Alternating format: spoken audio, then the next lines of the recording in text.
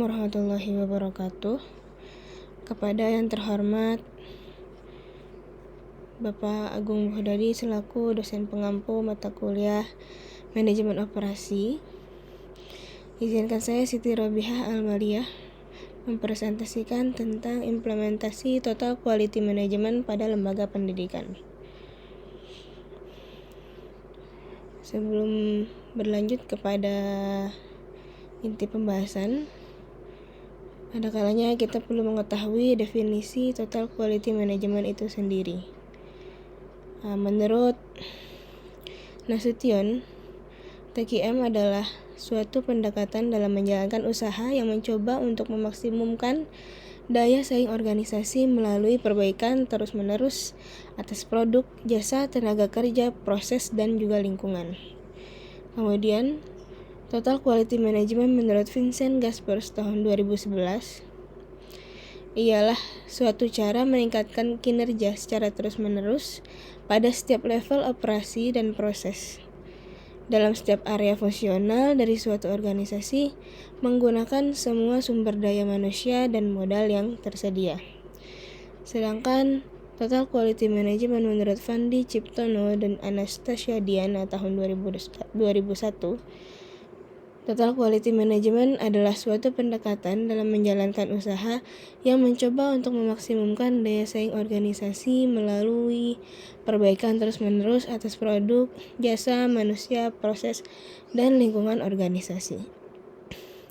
Dengan demikian, dapat ditarik kesimpulan bahwa Total Quality Management merupakan sebuah pendekatan yang menekankan peningkatan proses produksi secara terus-menerus melalui eliminasi pemborosan, melalui peningkatan kualitas, serta mengurangi biaya produksi.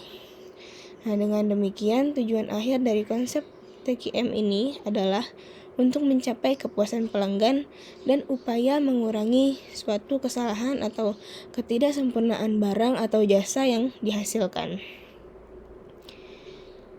Dalam implementasi Total Quality Management ini, saya memilih 2 jurnal.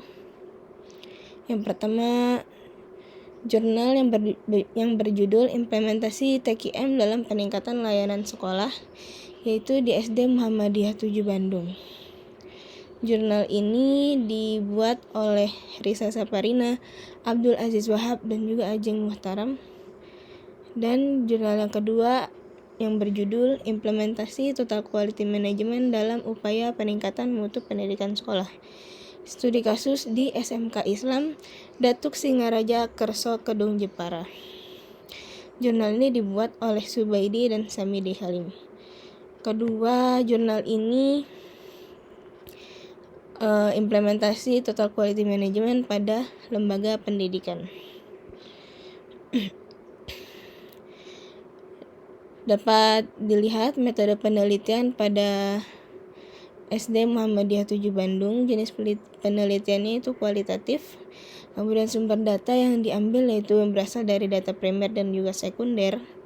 Dan juga teknik analisis datanya itu menggunakan metode dokumentasi, observasi, wawancara, dan triangulasi. Kemudian begitu juga pada SMK Islam Datuk Singaraja Kerso Kedung Jepara. Jenis penelitiannya pun sama, yaitu menggunakan penelitian kualitatif. Sumber data yang digunakan data primer dan juga sekunder. Kemudian teknik analisis datanya yaitu menggunakan metode pengamatan, wawancara, dan juga dokumentasi. Penerapan prinsip Total Quality Management pada kedua sekolah ini terlihat berbeda.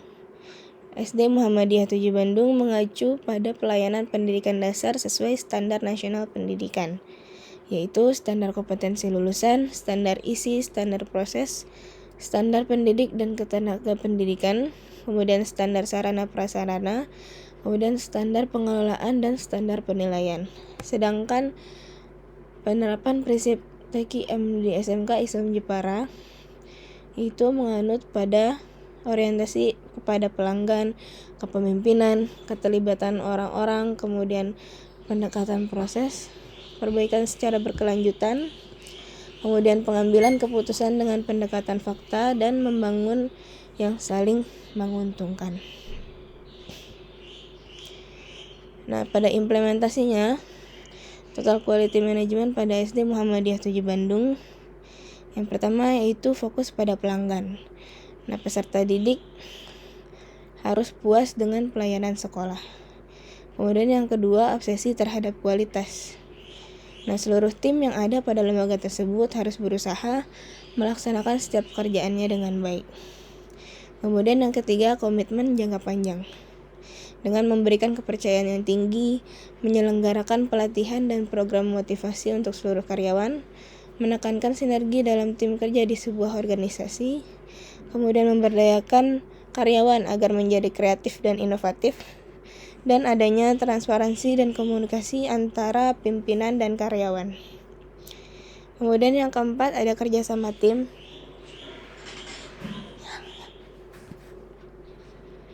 Apabila saling mendukung satu sama lain, maka sekolah dapat meningkatkan kualitasnya. Nah, kemudian yang kelima, perbaikan sistem secara berkesinambungan.